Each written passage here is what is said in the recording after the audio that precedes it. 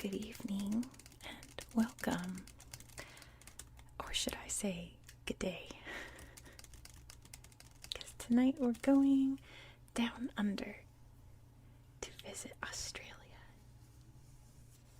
and to go over the brief history and geography of this amazing island nation. And I'm really excited for tonight because I know I have viewers in Australia, so hello. I mean, being a geography nerd, my favorite analytic to look at on my channel is where people are watching me from, and it's like 85% United States, but it's so cool to see where everyone else is. I know I've seen Romania, I've seen Russia, Australia. It's been surprising. So hello to all of my non-US viewers out there. I am going to do every single country in the world, so I will get to your country very soon. Oh, I have to tell you real quick. I was playing Among Us, which I'm obsessed with. I think right now everyone is obsessed with Among Us. And I was in the lobby with one other person waiting for people to join, and the person I was with, because it was taking like a long time for people to join, it goes so fast right now. He asked where I was from, and I said California. I said, where are you from? And he said Myanmar. And I was like, oh, like, what are the odds of that? And I said, oh, are you from Yangon? And he was like, how do you know Yangon? Okay, that was kind of a loud car. But I didn't know how to tell him, like, well, you see, I run this YouTube channel where I talk about geography, and I literally just did a whole series on your country. But it was funny how stuff like that just pops up in everyday life. It reminds me, I mentioned this story before, but I know I'm getting off topic because I'm just talking about Australia, but there was one time when I was years and years ago really studying West Africa just for fun, and then I met someone from Burkina Faso, and I was like, oh cool, and he was like, wait, how do you know Burkina Faso? I'm like, it's a country in West Africa, and capital is Ouagadougou, and he was floored. It's such a small, obscure country. But Australia is not a small country, it's actually very huge, but it is a little obscure in that it is different in so many aspects from all other different countries in the world. I like the tapping sound, so I'm doing it. So we'll talk about its geography first, because it does have an incredibly fascinating geography. I know I say that about every country, but I just have to accept that I find the whole planet fascinating and beautiful. So to me, yes, every country has beautiful geography and history. But yeah, talk geography. I'll do a brief overview of its history, and then we're going to go through this book, my favorite part of my country videos, and show you some cool pictures of Australia, talk a little more about its history and culture and all of the cool things that Australia contains. It's a neat place. It's one that, I know I always say that I always want to go, but I really want to go to Australia. Mostly just to visit the zoos and see all the animals, because if you saw my elephant video, you know how I am about animals. That's a little obsessive. So, Australia's geography. First of all, like I always like to do in my series, we talk about the name of the country and where it comes from. So Australia just simply comes from the Latin word australis, which means south. So back in the olden days, like in the times when Europeans started to make serious maps for cartography reasons, because they were starting to navigate and explore around the world, and for educational reasons, they like to put in little things where they guessed things were, and they made a lot of assumptions. And on a few maps in the south, south of Asia, which hadn't really been explored because They were too nervous to leave the coastline, as you would expect. It's all unknown. They just kind of left a lump of land and called it Terra Australis, which just means like southern land. Or I think it was Terra Australis Incognito. It'll say it in this book. I'll double check it. Which just meant the unknown southern land. But surprisingly, they were right, and there was an unknown southern land in that space of the ocean. So when the Dutch first landed, they named it New Holland because they're Dutch. But the English really took over this whole island, and obviously they weren't fans of the name New Holland. And since the land was already listed as Australis on all the old maps, they just named it Australia because they thought it rolled off the tongue nicer and it sounded prettier, which it does. And a lot of their colonies had that E ending anyway, so I mean, Virginia comes to mind, Georgia, so it was a naming scheme. Their colonies, India, even though that's a whole other video. I know I say that all the time, but that is indeed a whole other video. Can't wait to get to India. It's gonna be a while, but I love India, but I'm getting so distracted. I find that the more excited I am to do a country, the easier it is to distract me, for me to distract myself. So, staying on topic of Australia, let's talk geography. So Australia is one of those places, there's a lot of it that reminds me of California where I live, because Australia, like California, has all different kinds of climates and environments. Up north here we have rainforests.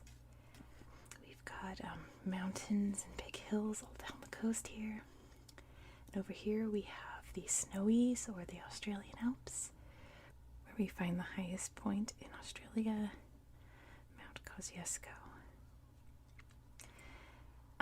In fact, it's really only the highest point on Australia proper. Technically, the highest point in Australia is in Antarctica and their territory there, but that's a technicality. It's the highest point in Australia proper. And then, of course, we have the famous outback, this desert region, which isn't so much like a desert like you think of. Like, I think when you say desert, you think of like the Sahara, where it's just rolling sand dunes. That's not really what Australian deserts are like. They're teeming with all different kinds of life, animal life and plant life, human life. It's a very thriving area, but a little unforgiving when it comes to exploring and settling if you're not adjusted to the land. Very hot, very dry. And a lot of the English who named these places were just not very imaginative. I don't think they had imagination, because the names are very bland. Honestly, we have the Great Sandy Desert, Great Victoria Desert because it's England. The territories are named Western Australia, South Australia, Northern Territory, Queensland. It's not very imaginative. So the deserts, the rivers, the mountains are all very plainly named. And of course we have the Great Barrier Reef, the largest coral reef in the world. Beautiful place that has to be protected. It's so important to the environment. And also one of the great, beautiful natural landmarks of Australia is Uluru. Mountain right here. Well, mountain. It's actually a rock. The world's largest singular rock in the world. The world's largest in the world. You can tell I'm excited to go through Australia. I'm gonna do a whole video on Uluru, so look forward to that. So I won't talk about it as much in this video. I'll touch on it briefly, but it's only because I have a whole video devoted to it coming up for you soon. Excited for Australia Week. And the longest river, because I like to to highest peak, longest river range country, is the Murray River, which flows down from the Australian Alps and forms most of the border between New South Wales and Victoria. Moving out there into the ocean. And Australia has 6 states and 2 territories. So like I said, Western Australia, all this here. South Australia, Queensland, New South Wales, Victoria, and Tasmania. And the 2 territories are the Northern Territory and the Capital Territory, which is a lot like Washington, D.C. And the Northern Territory, from what I understand, reminds me a lot of like Puerto Rico in terms of United States territory. That, it's not a state. It doesn't have exactly the same rights as states, but close enough, It could be a state, but technicalities it's not. So, checking my notes, make sure I covered all the geographic things I want to talk about. I think I did. I mean, I could go on and on about all the beautiful, there's dry lakes and all the rivers and the beautiful coastlines, the beautiful beaches, some of the most beautiful in the world. But we don't have all night. This video is to relax you and put you to bed, so you do have to go to sleep at some point. We can't stay up all night talking about Australia. So let's get into its history. And Australian history starts so long ago, to about 65,000 years ago, when humans first walked into Australia, because this gap of the ocean was not there back then. This was a land bridge from South Asia. And in fact, the first evidence of human life in Australia is up here in Arnhem Land. I'll show you some pictures of the rocks that they painted in this book. It's really cool. Those rocks are about, I think it was 50,000 years old, or painted 50,000 years ago. That's so wild. But for many thousands of years, this land was inhabited by the Aboriginal peoples, which Aboriginal just means first peoples. All sorts of different tribes, cultures, languages, traditions, customs, cars honking. They have such a beautiful, beautiful culture. And again, that's a whole other video. And we are going to touch on it in a couple videos I have coming up. So, and again, this is a brief history, so I won't go too into it. But I think one of the most fascinating aspects about their life is that those who aren't from their culture cannot know everything about it, because that is part of their culture, is that outsiders just cannot know about it. It's a closed culture, as we say. And they can only tell us so much about their stories. But we do know that their mythology, I suppose, we can only really translate it to the dream time or the dreaming. Apparently that's a bad translation, but we don't have a word that really sums it up other than that. But it's the place where creation began. We'll talk about it more in other videos. But it's fascinating in how diverse all the different peoples and tribes were, but also how similar they were. It's really fascinating, but I'm not going to go too in depth on it tonight.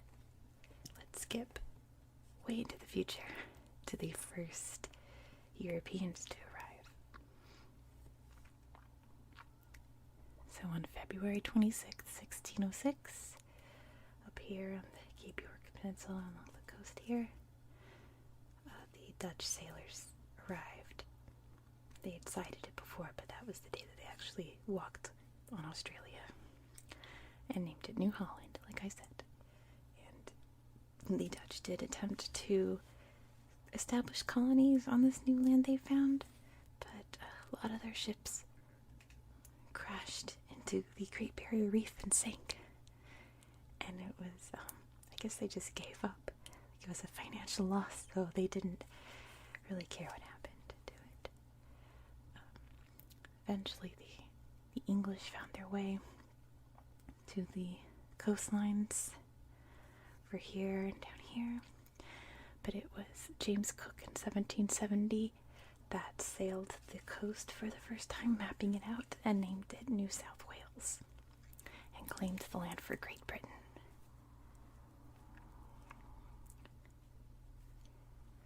And the first official settlers of Australia were called the First Fleet, and they landed in Sydney Harbour January 26, 1788. Now, Britain had an idea about who should be part of this colony, and honestly, I think it was a clever move in that they packed the ship full of convicts and told those convicts, you're going to serve your sentence in this new colony, you're going to build buildings and farms and establish this land for England, and when your time is up, you're free to grab some land and make a farm, So there were men and women on this ship, in this fleet, I should say. So essentially a new civilization was created in this land, in Australia. Which, if I'm correct, I wrote this down in my notes, and I never double-checked it, but I think the first time Australia was actually written down on a map was 1817. I didn't double-check that, because that seems awfully late. But it was known as New South Wales for quite a while. It wasn't until they started exploring out and settling down that they created new colonies, especially over here in the West, because, you could just pop down from India, this part of the world, instead of sailing around this part of the world. So, this area set up as colonies. There's a good map in here of all the early colonies along here, up here, and down here, along the coastlines. Now, the settling in from the white perspective was new and exciting and an adventure, and building your own land and getting to just pick a farm and make it as big as you want, because, there's no, rules, there's no laws about how big your claim can be, so some people just kind of, floated on in and settled down and started a new life in this new land. But from the Aboriginal perspective, these people were moving in and stealing their land and ignoring their customs and slaughtering them and making them severely ill, as is the way for a lot of first peoples when colonizers arrived in their land. It's a very tragic one. The Australian Torres Strait Islanders, the Tasmanian Aborigines, who all went extinct, they had a really rough go of it. There were some native peoples that had a rough time, and there were some that had a rough time. These ones had a rough time.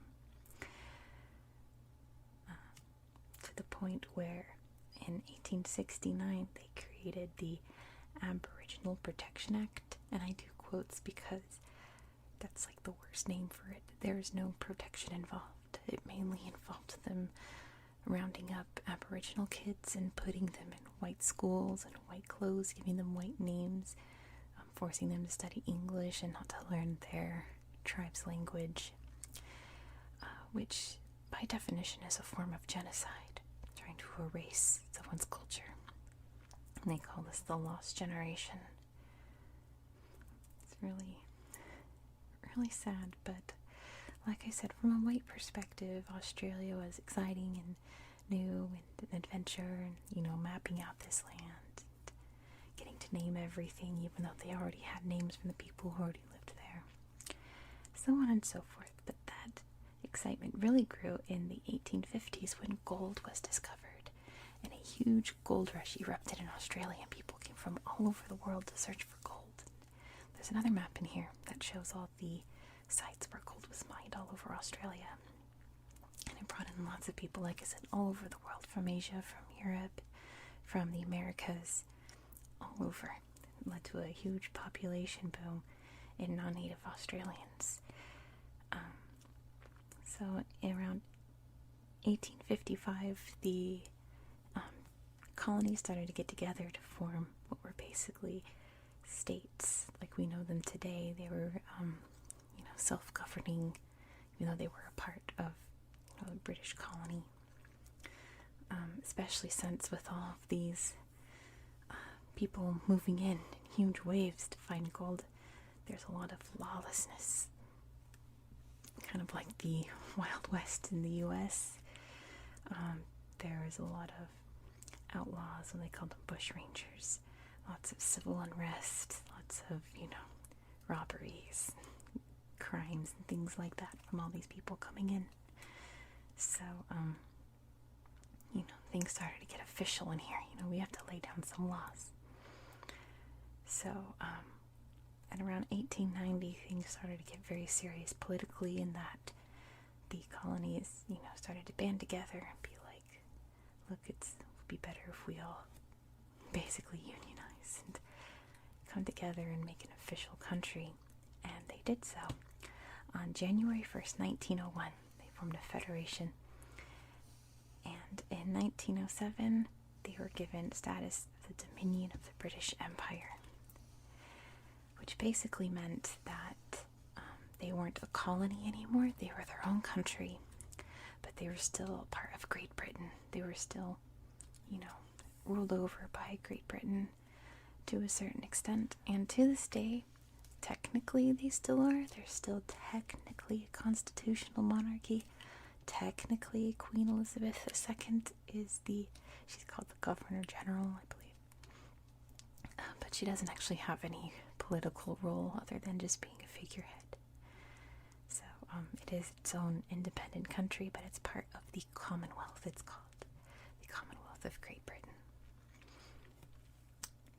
Also, just a side note, at that time, in the early 1900s, Australia contained Papua New Guinea. It was two separate countries back then who, came together to form Papua New Guinea much later.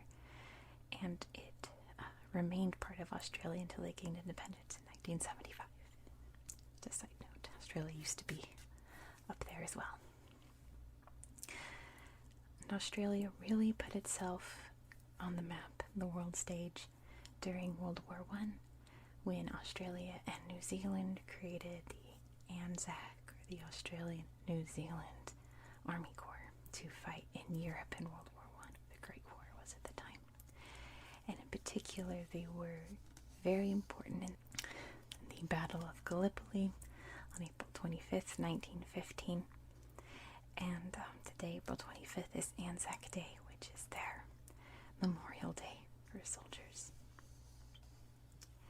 And they also played a big role in World War II. They kind of had to, because the Japanese actually bombed Darwin up here and launched an attack on Sydney Harbor. So, Japan was taking over as many islands as they could. So, of course, they went for Australia. So Australia did retaliate, and they fought alongside the U.S. in the Pacific against the Japanese, and they were instrumental in that as well. And Australia was right along with the major world powers of the day, just kind of tagging along economically, culturally. They're considered a first world country by that point, just on par with its allies, Britain and the United States. But what really started the modern movement, in my opinion, was in 1973, when they banned a certain policy. Because once they became their own country, they put a policy in place called White Australia. And it's exactly what you think it is. It was a policy that pretty much you could not move to Australia if you weren't white. You had to be Caucasian. So they ended that policy in 1973, and that led to a huge influx of, Asians moving in. There's tons and tons of different Asian cultures all throughout Australia now. Lots of people from the Middle East as well moving in. Just, everyone is now welcome to move in and live in Australia, which is as it should be. And then in the 1990s, they started to get a little more woke and realized that they should be treating the Aborigines a lot better than they have been for the past, 200, 300 years. So they allowed the Aborigines to claim their sacred lands, to be able to take back regions that belong to them. That's where Uluru comes into play, because it was known as Ayers Rock, and the government was allowing tourists to climb up it, which was a huge no-no in that culture, because that's like their most sacred site. And just, climbing up all over it was extremely disrespectful. So that Aboriginal tribe managed to win it back from the government, and they lease it out. Same with a lot of land up here in Arnhem Land. Pretty much any national park. The Aborigines, allow people to visit and, treat it like any other national park, but they have the right to do their ceremonies and cultural traditions in that land without being bothered by anyone. So that's a very good thing, I think. In modern times, I feel like Australia is dealing with a lot of the modern problems of today, it being 2020 while I filmed this, but I feel like the two most prevalent are the migrant refugee situation, which actually in the next country we're going to touch on a lot more, because the next country we're going to talk about, the Australian refugee problem, is a big problem in that country as well. So we'll talk a lot more in detail about it then. But, a lot of refugees come to Australia because it's the nearest first world Western country. They're the safest to sail to. And the government has not been very hospitable toward them and putting them in really horrid conditions. And with COVID-19 going around, it makes it even more complicated. And like I said, Australia, I feel like has a lot in common with California. And one thing that we share are the wildfires caused by global warming. Right now, it's literally like early in the morning, October 1st, 2020, while I film this. And thankfully, I'm very safe from fires. But right now, my friends to the north are burning once again. There's full of smoke, and my doctor actually just wrote me a prescription yesterday to keep me from getting sick from all the smoke, because we suspect that's why I'm feeling unwell, but that's a little side note. Australia also deals with a lot of wildfires. Of course, being in the southern hemisphere, their seasons are opposite from the northern hemisphere, so their summertime is in, November, December, January, so that's their fire season. And just like California, it seems like every fire season they have is their worst fire season. So I really hope that this year coming up is a lot more gracious to them, because it's not great to have that threat of wildfires hovering over you. The pictures coming out of Australia last year were absolutely horrendous. And I'm a big animal person, so my heart aches for all the animals that get lost in the fire or lose their homes or get hurt in the fires. It's very tragic, but it is part of global warming in our world in 2020. And on that note, that is a very brief history of Australia. So let's take a breather from the sad news of 2020 and look at some nice pictures of some koalas. How cute. Good to know this. Australia has some of the most incredible biodiversity in terms of animals, plants, everything, honestly, insects, beautiful shoreline. It looks so much like California. Not as red, but their coastlines are so stunning. So beautiful. There's up there. Some of my friends actually just visited Perth last year and took the most stunning pictures of the beaches. So here's Aboriginal boy with some really cool artwork on his face, and here's a little girl who lives in Central Australia, most likely on a ranch or a station, they call them, where they're so far out in the middle of nowhere that they can't just go to school every day, so she goes to school by radio, and it's called Schools of the Air. She talks to her teacher over the radio. It's very ahead of her time. A lot of kids do Schools of the Air by now. This is Kakadu National Park, which is one of those places I told you about that is Aboriginal territory that they won back from the government. And here's, of course, Sydney Harbour, the beautiful Sydney Harbour Bridge. And you can just see the Opera House poking out back there. You never really see this angle, you usually see it from the Opera House. It being one of the most iconic buildings in the world. Political map of Australia, which this one's a lot better, so. And there's a kangaroo with a little joey in its pouch. So if you don't know Australia, kangaroos are marsupials, which is a type of mammal that keeps its young in a pouch after it's born. And the only marsupial outside of Australia, I believe, are possums or opossums. Call them, depending on where you live. See, now this looks like the Central California coast to me. It looks so similar, but I mean, same ocean, right? Just different part of the world.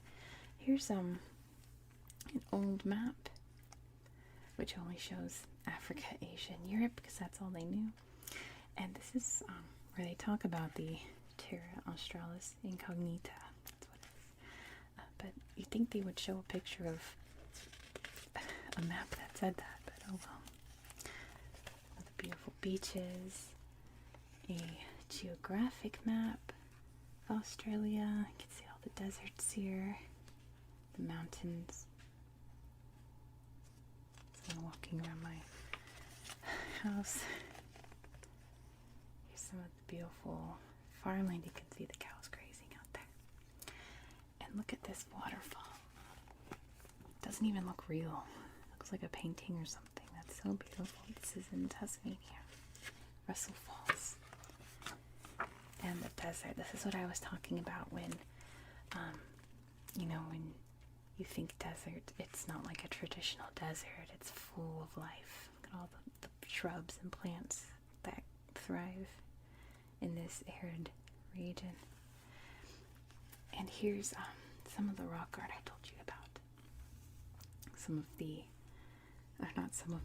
The earliest human art in Australia was on these rocks. This park.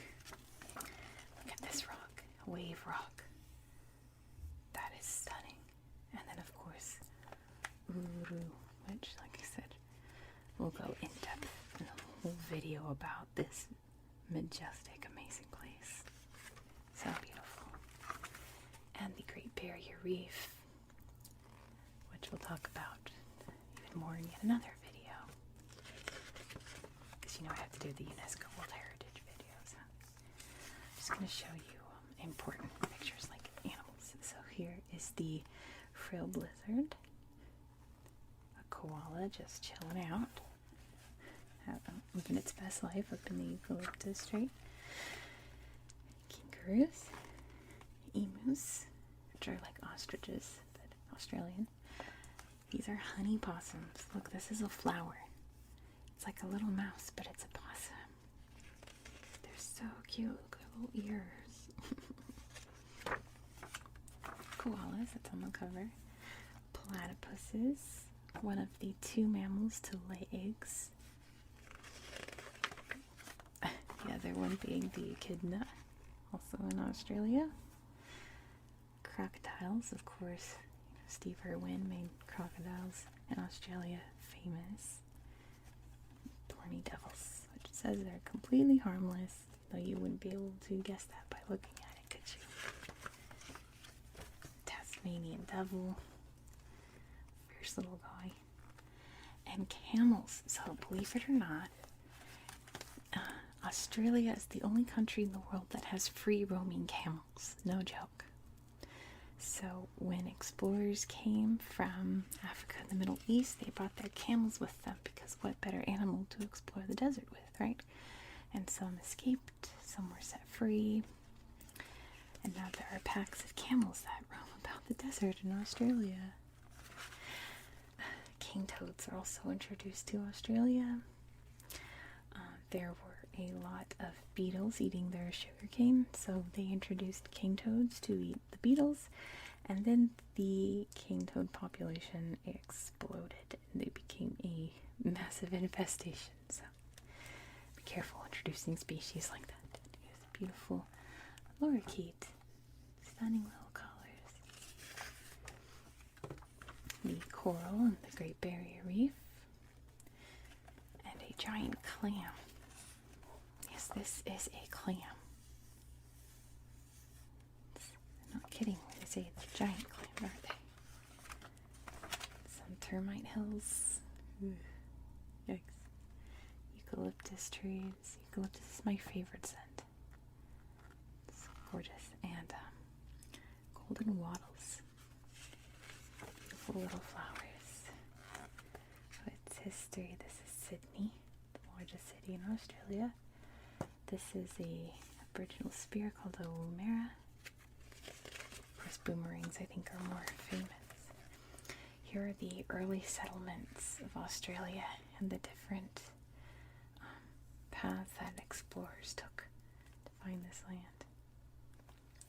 And there's James Cook. Here's the first fleet, Captain Arthur Phillip. This is Ned Kelly, one of the more famous bush rangers. He's a bank robber. Some of the explorations from the white people that moved into Australia. And this is Truganini. I'm not sure how to pronounce her name. I should have looked that up. But she was the last of the Tasmanian Aborigines. Here's where all the gold rush sites were in Australia. Look at all those. So many. And here's some. Okay. Alright. There's some soldiers going off to war during World War I. And that's a sad picture of a terrorist bombing in Bali that mostly killed Australian tourists. The Australian flag. You can see the flag of Great Britain on there, the Star of the Commonwealth, and the Southern Cross, which is a constellation in the Southern Hemisphere. It's on a lot of flags. You see my flag video that I did. This is the Aboriginal flag. And it says black represents the skin and the red represents the land. And what is this? The sun? Yeah. Obviously, look at it. Really good design.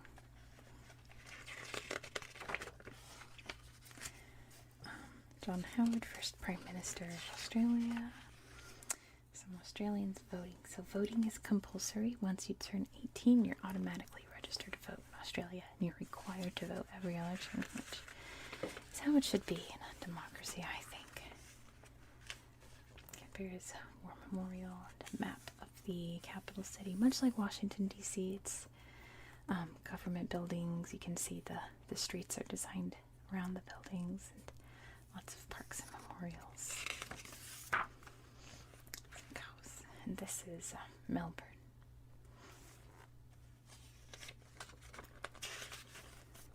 Some majestic sheep looking like absolute units right there. There's some sheep getting sheared. Opals are a big mining export of Australia. It says 90% of the world's, or 95% of the world's opals come from Australia. Here's some Australian money. They use the Australian dollar. Train station in Perth. And a road in the outback. How adventurous that would be to drive. It's really fun. So in the outback, in the deserts, they don't have hospital access, so they use the Royal Flying Doctors. So when you need medical assistance, your doctor flies in and treats you. It's really cool. Rupert Murdoch, one of the most evil people to ever live. It's not debatable. And a man that looks like one of the kindest people to ever live. It's a map that shows where the population of Australia lives. You can see most people live along here and around here, with very few people living out in the deserts. Here's Chinatown. Got a cool big parade for Greek Independence Day. As you can see some Greek flags in there. Torres Strait Islander. So one thing I learned in my research was about the Torres Strait Islanders, and I'm debating on doing a whole video about them because it's a whole culture I didn't know about. I learned a lot about them. Very interesting, very separate from the Australian Aborigines. Lots of similarities, but lots of great differences between them and the Australian Aborigines. Here's some people in their traditional clothes and paints. This guy is not. Here's a school, apparently the Tiwi Islands off the coast of Darwin, where they're learning their Aboriginal language. Some school children. I feel like every video I point out some cute smiling kid in a picture. University of Sydney. Skip a page. Oh yeah, just another picture of a little girl going to school over the radio. I guess her name is Sophia. St. Patrick's Cathedral in Melbourne. And here's the inside. Look how gorgeous that is. Look at that floor. So pretty. A church service there. Buddhist temple. Mosque in Sydney, also beautiful. And the Great Synagogue of Sydney. Look how gorgeous this interior is. Look at the stars in the ceiling. So pretty. I really love the really big houses of worship that are so intricate, beautiful, but you know, there's nothing as beautiful as a natural place of worship, you know, out in nature. It's a whole different experience. It's a man playing a didgeridoo. Our Queen, Kate Blanchett. We stand. Oh, here's Nicole Kidman. So, Nicole Kidman is by far my favorite actress, next to probably Angelina Jolie, but I love Nicole Kidman. So, I am a geography nerd, as you know, but I'm also a film nerd. I've watched the Oscars every year I've been alive since I was a little baby. My mom watched the Oscars every year. She plopped me right next to her, and we watched them together every year. So I love Nicole Kidman movies. Oh, but there's actually one movie, and very ironically, it's called Australia because it stars Nicole Kidman, my favorite actress, Hugh Jackman, one of my favorite actors. He's amazing, and it's directed by Baz Luhrmann, who's also Australian. One of my favorite directors, but that movie is terrible. It's so bad. Do not under any circumstance watch that movie. It's awful. Which is so shocking. Like, I was literally sitting in the theater, like, just stunned at how bad it was, because all my favorite people were involved in it, and it's so bad. Don't even bother. Here's Russell Crowe. Also a great Australian actor. He's won a lot of Oscars. And Errol Flynn, one of the great stars of the early Hollywood silver screen. I always think of him as Robin Hood. This is the inside of the Sydney Opera House. Again, it's Gorgeous architecture. Imagine what it sounds like in there. The acoustics must be out of this world. Aboriginal people. I guess they're a dance troupe, it says. More amazing cave paintings. I can't imagine what it'd be like to just walk into a cave one day, see something ancient and beautiful like that. Oh, this is the banjo man, Andrew Barton Patterson, who wrote the song Waltzing Matilda, which is considered like Australia's second national anthem. Australian rules football, a huge sport in Australia. And of course surfing is huge in Australia too. Naturally beautiful houses and coastlines. This looks like, so much looks like California. This looks like Alameda outside of Oakland. The houses look just like this because it's a little island. Look at this beach. This does not look like California. This looks like paradise. It looks like heaven on earth. It doesn't say where that is in Australia, but that's where I want to be right now. A house in the suburbs. A ruin from a ghost town in the outback. It's much like the Wild West. There's lots of ghost towns. This is an old mining cave that got converted into a house, which I would love to live in. It sounds nice and cool. Another flying doctor. Aboriginal boy. Dance. There's a boomerang. And here's Vegemite, which I've never tried, but I guess it's one of those things that either you love it or you hate it. And people that love it put it on everything, I guess. I can't imagine I would like it. It says it's yeast extract, celery, onions, and other ingredients. It doesn't sound good, but I've never actually tried it, so someday I'll find Vegemite to try it. And some people camping, or they call it bushwalking. They go bush. So that is Australia in a nutshell. So I hope you enjoyed. I'm going to wrap this up because this video is of course going long because I kept rambling. I apologize, but the whole point is to relax you, teach you something cool. If you learned something cool, put it in the comments. Don't forget to like this video too. I check likes every single day because it's important to me to know that someone liked a video so much that they actually click the like button. It warms my heart.